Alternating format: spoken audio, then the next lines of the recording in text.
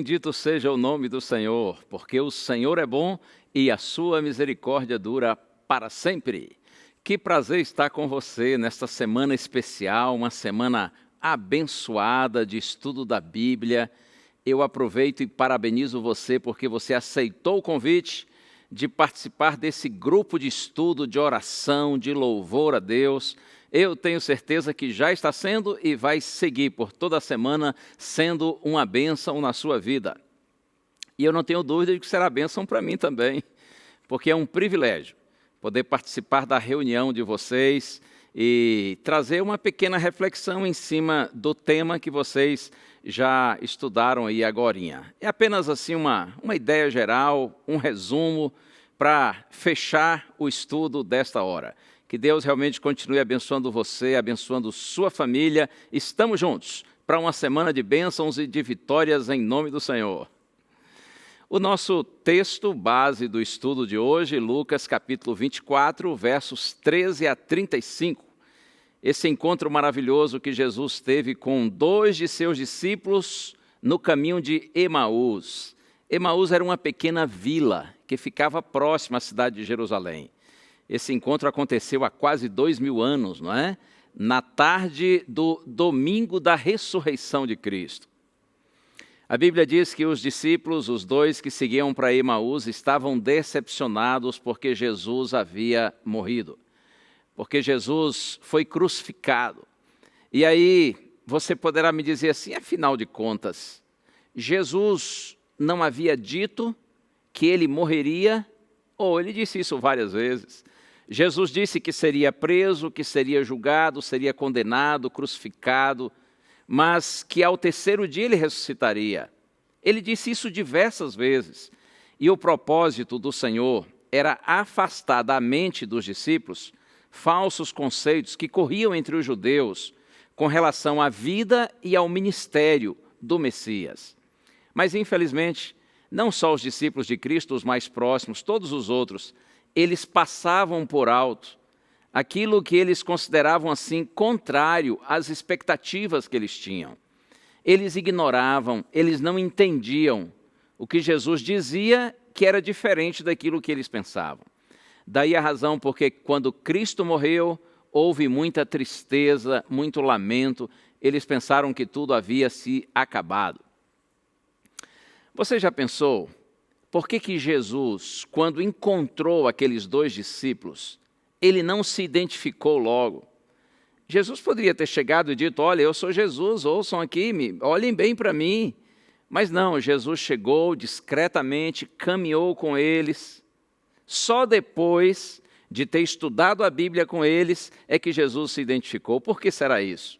Ou eu não tenho dúvida de que se Jesus tivesse se identificado assim que ele se apresentou, os discípulos ficariam tão felizes, tão eufóricos, tão satisfeitos, que eles não se interessariam mais pelo estudo. O Senhor queria que eles estudassem as Escrituras, para que eles tivessem convicção e conhecimento da verdade. Olha aqui uma coisa importante para você, para nós todos.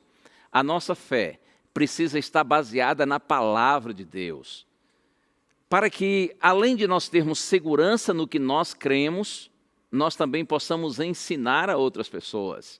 Eu vou ler com você o texto que está aqui no Evangelho de Lucas, capítulo 24, verso 27. Olha só, está escrito assim, começando por Moisés, discorrendo sobre todos os profetas, expunha-lhes o que a seu respeito constava em todas as Escrituras. O Senhor Jesus fez questão de relembrar àqueles discípulos textos do Antigo Testamento que falavam a respeito da vida e da missão do Cristo, do Messias, do Salvador.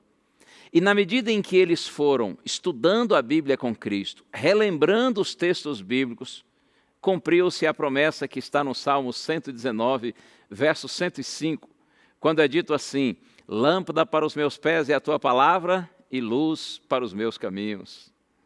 Oh, bendita palavra do Senhor, é luz para a minha vida, é luz para a sua vida.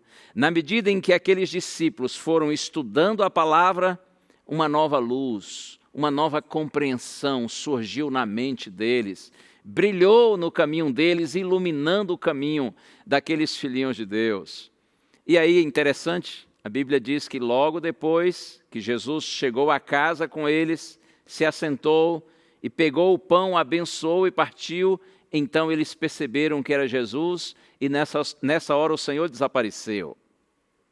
E logo que Cristo desaparece, eles olham um para o outro e eles dizem assim, verso 32 agora, eles dizem: porventura não nos ardia o coração quando ele pelo caminho nos falava, quando nos expunha as Escrituras? Que coisa linda!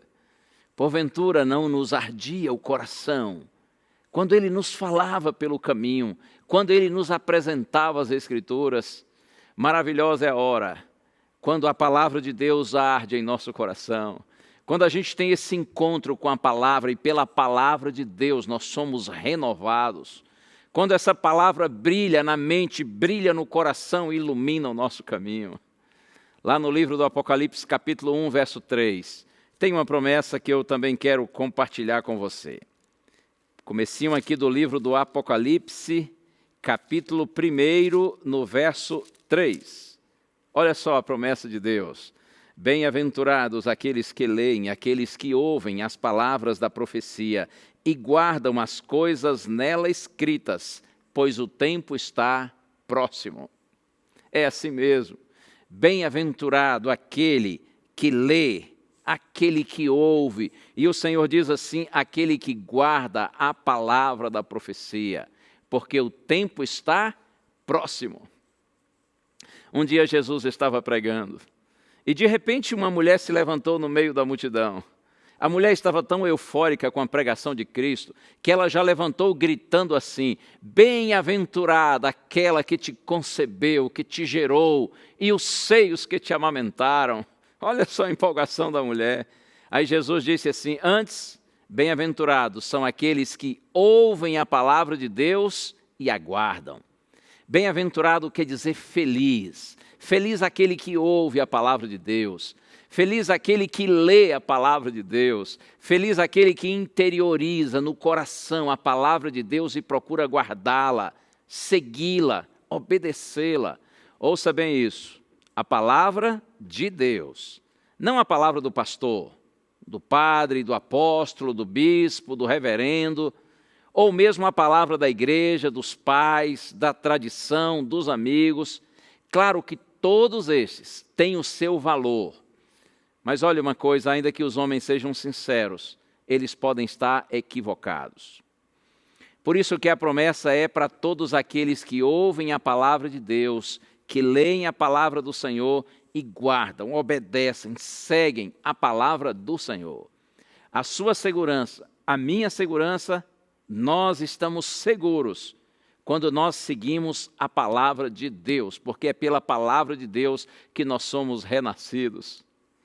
Lá na carta aos Hebreus, capítulo 4, verso 12, está escrito assim, que a palavra de Deus é viva e eficaz, mais cortante do que qualquer espada de 2 gumes, e essa palavra é apta para discernir pensamentos e propósitos do coração.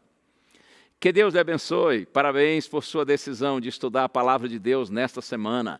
Eu tenho certeza que essa luz bendita vai guiar os seus caminhos e você vai encontrar paz, alegria e esperança no Senhor. Continue firme, não desista. Temos o desafio da semana pela frente e pela graça de Deus nós vamos vencer esse desafio. Chegaremos ao final da semana abençoados, tranquilos e felizes. Então a gente se vê amanhã. Combinado? Um abraço e até lá.